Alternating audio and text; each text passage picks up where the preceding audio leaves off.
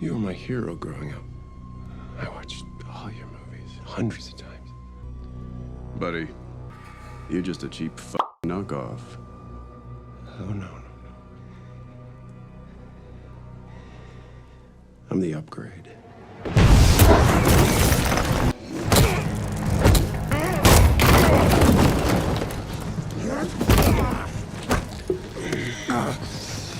Really had me going for a minute there. Oi.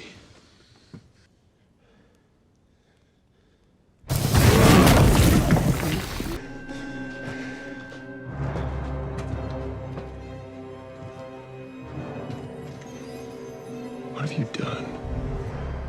Scourge death. If you like to watch video essays and movie reviews on YouTube, especially ones about animated movies, then chances are that you've seen lots of videos on the most recent of DreamWorks movies, Puss in Boots: The Last Wish, with each video praising the movie for its outstanding animation, hard-hitting themes, likable and relatable characters, and phenomenal villains, with one of the greatest villains in an animated movie ever. And I don't mean it metaphorically or rhetorically or poetically or theoretically or in any other fancy way. I'm death, straight up. Meanwhile, Disney had one of their largest bombs ever with the release of Strange World, which lost the studio $100 million. Not to mention, it was an incredibly boring and by-the-numbers movie that was a chore to sit through. And the two Pixar movies that were released this year were Lightyear, which also massively bombed at the box office and was also a boring by-the-numbers movie that was a cheap attempt to cash in on the Toy Story franchise, but failed to make buzz. And the other release, Turning Red, was a movie that stirred up a lot of controversy only for it to turn out to be aggressively mediocre. Off to hang myself, horse and left. And so with the recent releases, not to mention I have had this video as a rough idea floating in my head for a while now and felt that now would be a good time to make it, and so I wanted to ask the question, which is better, DreamWorks or Disney? It should also be noted, if not obvious already, that I'm referring to the animated movies of each and will not be including Pixar for Disney, since that is technically a separate thing for them. Let's find out. It's time for a death battle! Wait, that's the wrong one.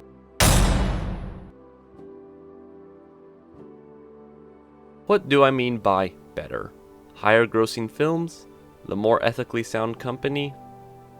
Well, we know which one would not be winning that if that was the case. Really, I just want to establish why I connect more with DreamWorks films and why I think that DreamWorks produces higher quality movies. This isn't meant to be an objective video that is the definitive answer of which is better.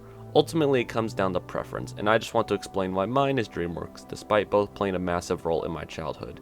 And while I do think DreamWorks is better, and later on in this video it will seem like I just absolutely hate Disney, and that's true for modern Disney because of their no-fail ability to make anything that falls inside the range of mediocre to, I guess they'll just let anyone make these movies nowadays. I want to be clear that I do like both. Sometimes. Now, both of these companies have made some absolute stinkers, with DreamWorks seemingly having the ability to make either some of, if not the best animated movies ever, or they're making Shark Tale, Shrek the Third, Turbo, Trolls, Boss Baby, and Home, which is the DreamWorks movie I loathe the most out of all of them. Look, Paris is danger for both of us. It crawls with booze. Do you have a plan for once we are get there? And Disney's line of stinkers include, but are not limited to, Pocahontas, The Black Cauldron, Chicken Little, Strange World, Wreck-It Ralph 2, Frozen 2, and Raya and the Last Dragon. But to me, these are two very different types of bad. When DreamWorks makes a bad movie or a bad sequel, it's to a pre-existing bad or mediocre movie. It's self-contained trash, if you will, for the most part. Disney does this too, but recently, in an age of reboots and cash grab sequels that come way too long afterwards, Disney has been the leading force of trashy sequels to beloved films.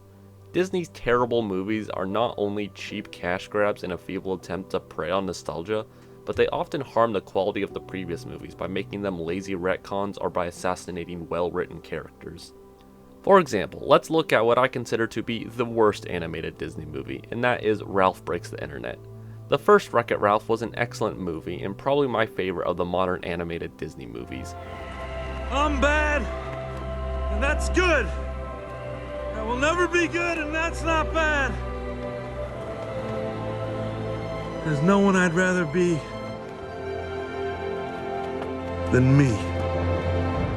The sequel is a terrible movie, but to add insult to injury, we have Ralph, who was a lovable, kind, misunderstood, albeit oaf, that ultimately is a good guy despite being the bad guy, and had a heart-touching relationship with Penelope. However, now in this film, he is a clingy, possessive, idiot man-baby that actively sets out to destroy his friend's dreams so she can't leave him.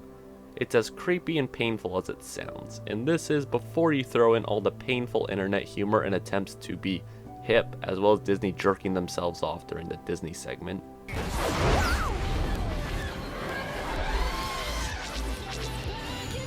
To infinity and beyond! To me, when a movie in a series goes and tarnishes a previous story that was well crafted and clearly had a lot of care put into it, that is much worse than making self-contained garbage. No one cares that Trolls 2 or Boss Baby 2 was bad because the first Trolls and Boss Baby were already your safe, terrible, generic animated movies that already stunk. They didn't take a great movie and wrap it in an attempt to make their own cash grab nostalgia show that they call a movie. You didn't earn the knowledge for yourselves, so you don't take any responsibility for it. You stood on the shoulders of geniuses to accomplish something as fast as you could, and before you even knew what you had, you patented it and packaged it and slapped it on a plastic lunchbox, and now you're selling it. You want to sell it. I hate how this one quote can be used to describe the entire modern Hollywood culture. Okay, I've talked about why I think in terms of terrible movies, Disney wins. But that being said, I don't like DreamWorks more because they aren't failing as bad as Disney. That would be dumb, and honestly not worthy of any kind of praise, because something shouldn't be celebrated because it does less wrong than its competitor, aka any kind of political election in the USA. Zing! It should be celebrated because it earned that achievement through its own merit and accomplishments, which transitions us into the next point I would like to make. Both Disney and DreamWorks have made some excellent films, with each having some excellent characters as well as stories. However, with that, each does tend to lean a certain way in the stories they tell, and I think this is the biggest difference that sets these two apart. DreamWorks' biggest strength is their characters. DreamWorks has given us some of the most relatable and compelling characters in animation, which is saying something because there are plenty across the entire animation industry. DreamWorks films have characters that go through and overcome our greatest insecurities and fears. It gives us hope that not only do we see that these flaws that we have are presented in such a realistic and personal way, but it gives us hope that we too can overcome our own insecurities and flaws, with the main focus of many of their films being self-worth. Or at least it's a large portion of many of their films. Some of my personal favorites include the Shrek franchise, which honestly did a great job showing someone who struggles with having some healthy self-esteem towards himself because he is constantly told otherwise. Look, I'm not the one with the problem, okay? It's the world that seems to have a problem with me. People take one look at me and go, ah, help, run! A big, stupid, ugly ogre. They judge me before they even know me. That's why I'm better off alone. Heck, even when he does find someone who loves him, he still doesn't believe he deserves that love because he's under the impression that ogres... Thumbelina, no! The golden bird, the little mermaid, pretty woman! No, no, no, no, no! You see, ogres don't live happily ever after. Look what I've done for her. It's time you stop living in a fairy tale, Shrek. She's a princess, and you're an ogre. That's something no amount of potion is ever going to change. Yet he's able to overcome those insecurities, and the fourth movie shows him realizing that this life he has with Fiona, his kids, Donkey, and his other friends is truly something special. Heck, the fourth movie is the only one we actually see him cry in.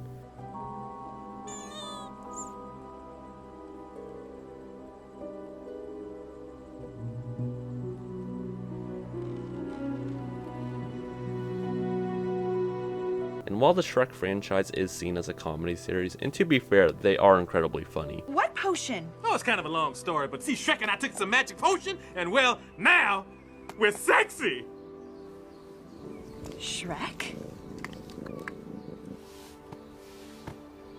But you, baby, I could be. Police brutality! Police brutality! I warned you.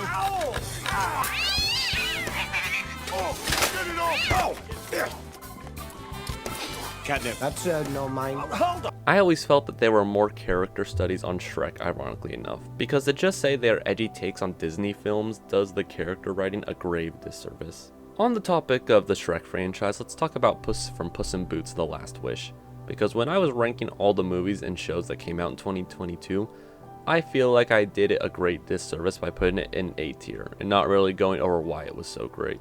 But in that movie, it tackles heavy themes including anxiety as well as death and coming to grips with your own mortality. Yet no one was expecting that from a sequel to a spin-off movie. But gosh darn it, passion and care was put into this film. Now Cameron, are you saying that Wreck-It Ralph 2 didn't have passion behind it? What took you so long, idiot? Yeah, that was one of the most corporate movies I've ever seen from one of the largest corporations ever. Back to Puss.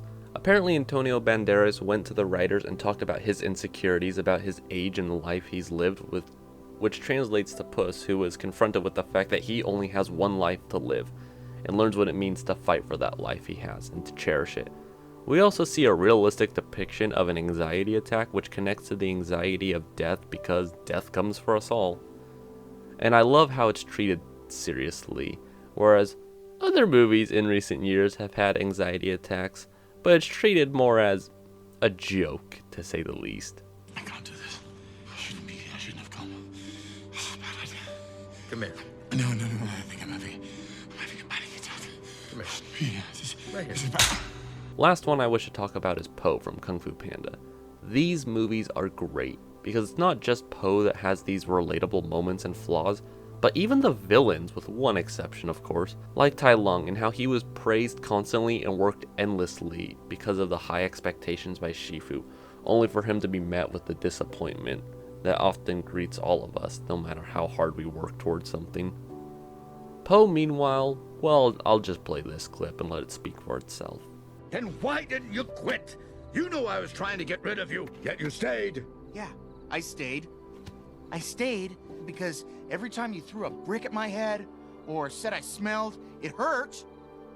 But it could never hurt more than it did every day of my life just being me. Accepting who you are, which includes your strengths and your limitations.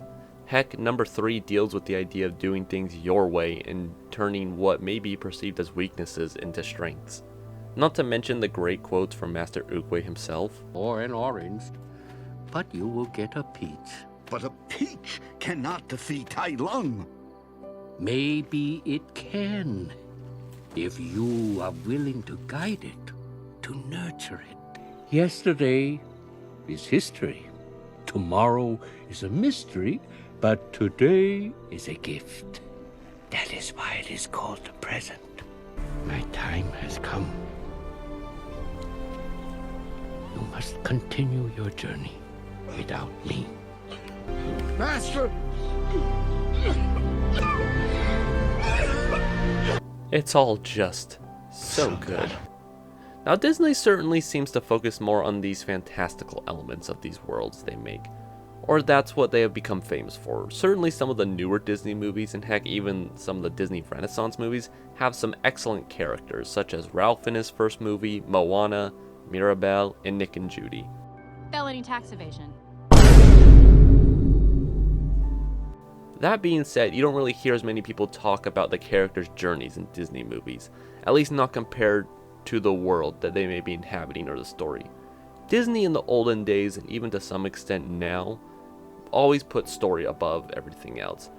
They did an excellent job of retelling classic fairy tales and capturing that magic. Heck, it's what they built up their reputation as family-friendly entertainment that brings magic.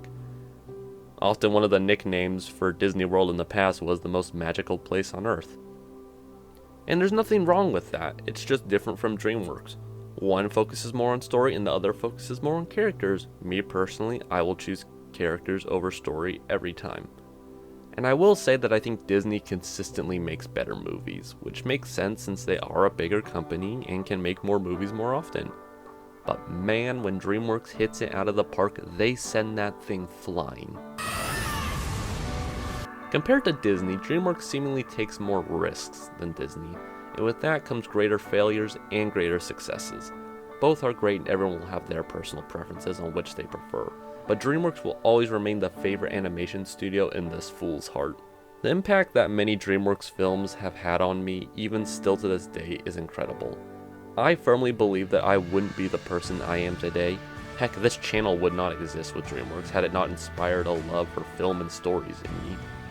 I guess this is the messy way of saying that ultimately, this video is meant to be a love letter to DreamWorks, for the stories they've told, for the characters that we have rooted for and related with, as they inspire us to overcome our own struggles and fears, that no matter what, you are important, and you are capable of great things, that no matter what others tell you, you are enough, and you have so much potential.